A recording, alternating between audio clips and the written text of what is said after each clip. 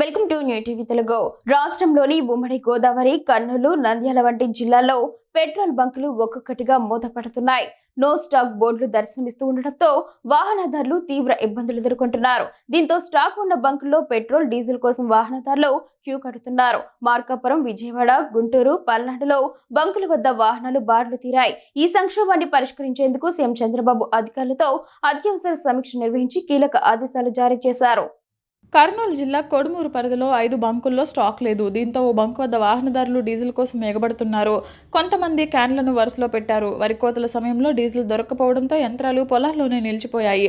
అటు ఆక్వా రైతులు కూడా ఏరియేటర్ల నిర్వహణకు డీజిల్ లేక తీవ్ర ఆందోళనలో ఉన్నారు. పశ్చిమాసియాలో యుద్ధ పరిణామాల వల్ల అంతర్జాతీయంగా క్రూడ్ ఆయిల్ ధరలు పెరగడంతో ఆయిల్ కంపెనీలు సరఫరాను నియంత్రించాయి. దీనికి తోడు కంపెనీలు క్రెడిట్ ఆప్షన్ను రద్దు చేయడం, పాత బకాయిలు ఉన్న బంకులకు స్టాక్ నిలిపివేయడం ఈ సంక్షోభానికి ప్రధాన కారణాలుగా తెలుస్తోంది. పెట్రోల్, డీజిల్ సమస్య తీవ్రతరం అవుతుండటంతో సీఎం చంద్రబాబు రంగంలోకి దిగారు. సమస్యను తక్షణం పరిష్కరించాలని సీఎస్, పౌర సరఫరాల అధికారులను సీఎం ఆదేశించారు. పెట్రోలియం డీలర్స్ అసోసియేషన్తో కూడా మాట్లాడారు. స్టాక్ లేని బంకుల వివరాలను వెంటనే అందించాలని అధికారులను ఆదేశించారు. ఆయిల్ కంపెనీలు, పెట్రోల్ బంకుల యజమానులతో మాట్లాడాలని సూచించారు.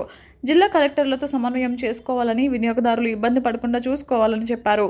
మరోవైపు పెట్రోల్ స్టాక్ సమస్య ఉంటే వెంటనే ఆ బంక్ వారు 1967 టోల్ ఫ్రీ నంబర్కు కాల్ చేయాలని కమిషనర్ సూచించారు.